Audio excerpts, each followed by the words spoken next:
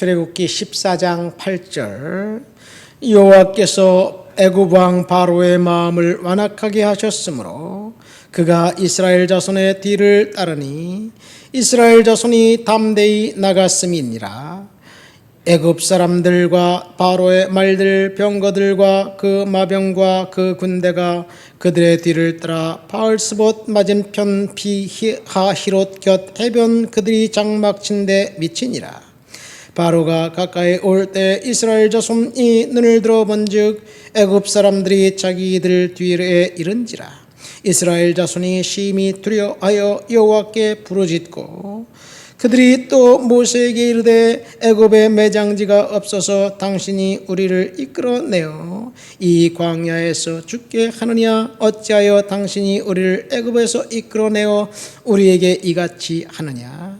우리가 애굽에서 당신에게 이른 말이 이것이 아니냐? 이르기를 우리를 내버려두라.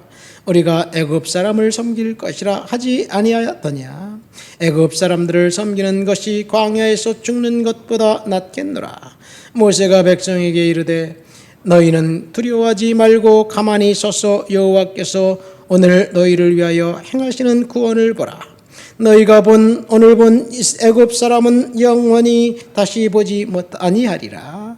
여호와께서 너희를 위하여 싸우시리니 너희는 가만히 있을지니라. 아멘. 하나님께서 이스라엘 백성들을 위해서 싸우신다는 이야기를 모세가 하고 있습니다.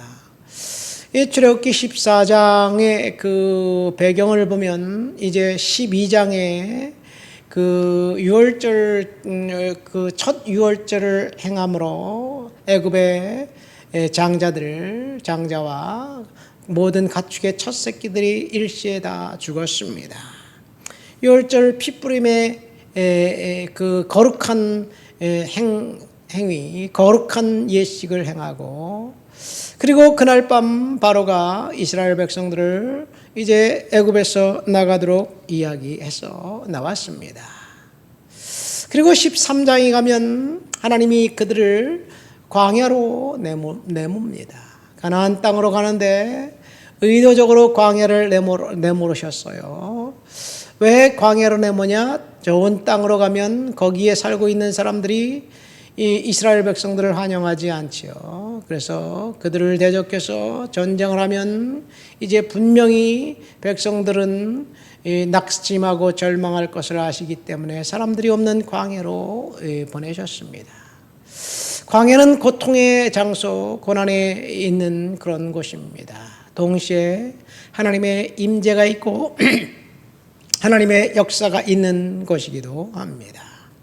그런데 광야로만 하나님이 보내신 것이 아니라 13장에 보면 뒤에 보면 낮에는 구름기둥으로 밤에는 불기둥으로 하나님이 이스라엘 백성들을 인도하셨습니다. 하나님의 임재가 그들 가운데 있었지요. 그리고 14장에 가서 하나님이 바로 왕의 마음을 완악하게 만들었습니다. 8절 말씀 보니까 바로의 마음이 완악하게 하셨으므로 누가? 하나님이. 4절에도 동일하게 하나님이 바로의 마음을 완악하게 하셨다. 강팍하게 했습니다. 그래서 바로가 그 즉시 이스라엘 백성들을 다시 붙잡아 오려고 군대를 이제 보내서 추격을 합니다. 그러면 하나님이 바로의 마음을 완악하게 하셔서 바로로 하여금 이스라엘 백성들을 추격하게 한 이유는 하나님의 섭리는 이제 더 이상 이스라엘 백성들을 위협하는 적 애굽 사람들은 이제 눈에서 사라지게 될 거예요. 마지막 이 홍해 사건, 홍해에서 애굽의 병거들과 군대들을 하나님이 몰살시키고 더 이상 애굽은 이스라엘을 침략하거나 이스라엘 백성들을 이제 잡아오려고 시도조차 하지 못하게 될 것입니다. 하나님께서 그렇게 하신 거지요. 눈에 보이는 적을 제거하기 위해서 바로의 마음을 완악하게 만드셨습니다. 그래서 군대를 동원해서 이제 이스라엘 백성들을 쳐들어옵니다. 하나님께서 저와 여러분들을 역경 가운데, 고난 가운데 탈출구가 없는 그런 어떤 심한 상황 가운데, 절박한 상황 가운데 몰아넣으셨다면 오늘 바로 왕을 완악하게 만드셔서 이스라엘 백성들을 추격한 그 사건을 기억하시기를 예수님의 이름으로 축원드립니다. 고난의 장소에 하나님이 그들을 인도한 것은 그들을 버린 것도 아니고 그들을 사랑하지 않은 것도 아니고 하나님께서 마지막으로 이제 애굽의 군대와 바로 왕의 그 길을 꺾으시기 위한 하나님의 섭리였습니다. 그런데 그 광경을 본 이스라엘 백성들의 정확하게 두 부류로 나뉩니다. 이 10절 말씀에 보니까 바로가 가까이 올 때 이스라엘 자손이 심히 두려워하여 여호와께 부르짖고라는 말이 나옵니다. 대부분의 사람들은 그 눈에 보이는 상황 때문에 두려워했습니다.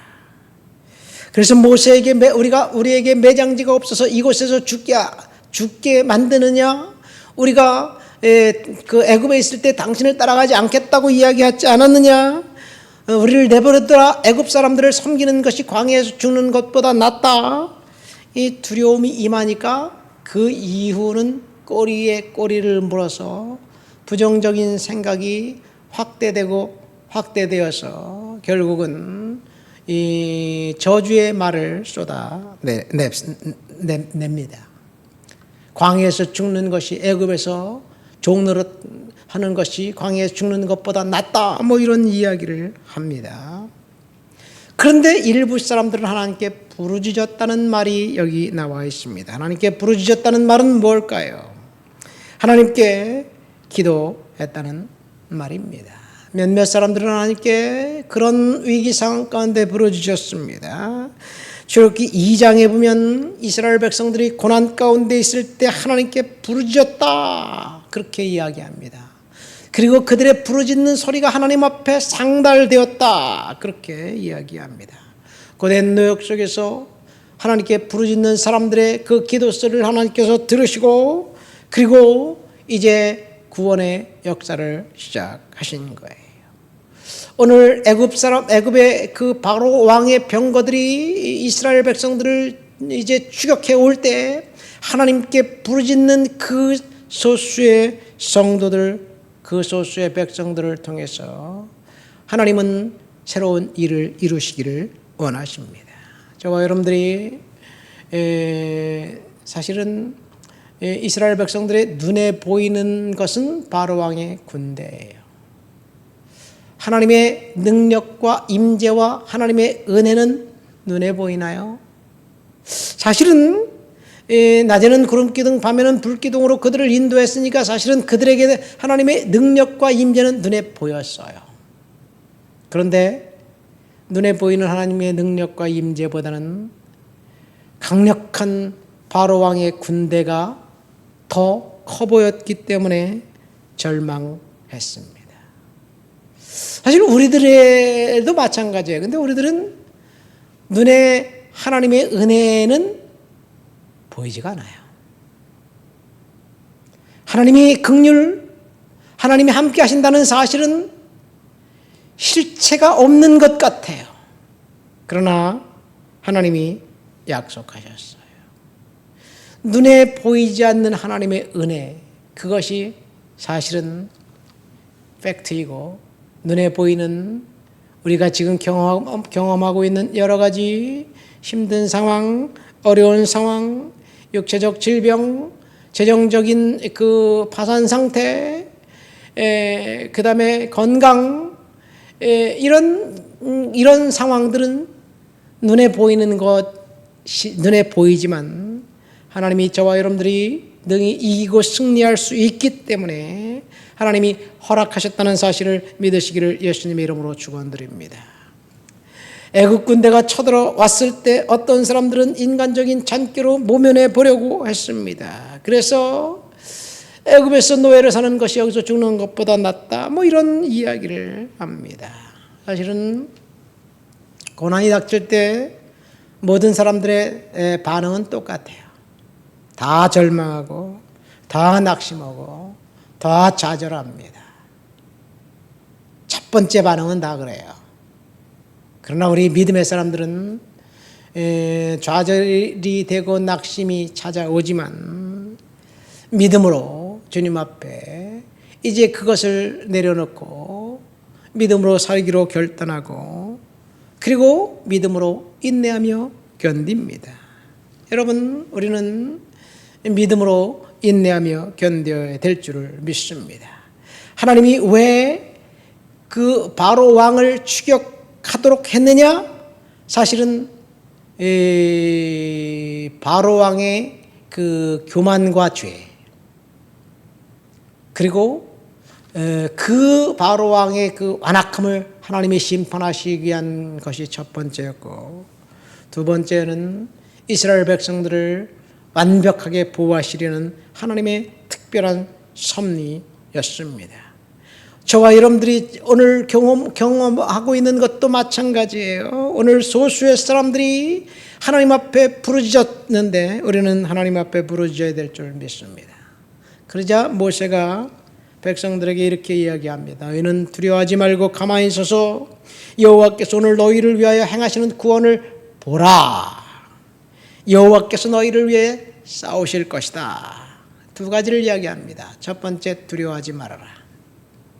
하나님께서 싸우시는 것을 믿음을 갖고 기대하면서 보라는 이야기예요. 지금 저와 여러분들의 인생에도 동일한 하나님의 은혜를 이 말씀을 통해서 주시는 거예요. 사실 두려움은 실체가 없어요. 거짓이에요. 우리가 두려워하는 그 일은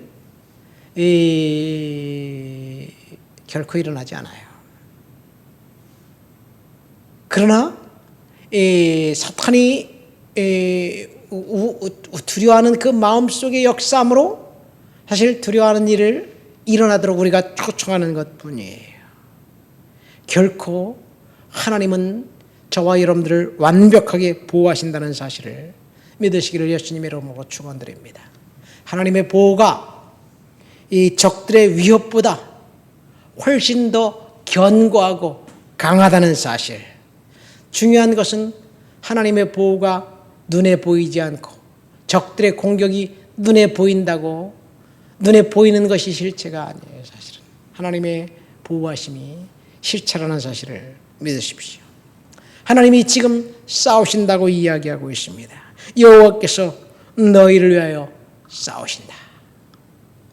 우리의 인생 가운데 역경과 고난과 힘든 일이 있을지라도 하나님께서 우리를 위해서 싸우신다는 사실, 그 사실을 믿고 믿음으로 견디시기를 예수님의 이름으로 축원드립니다.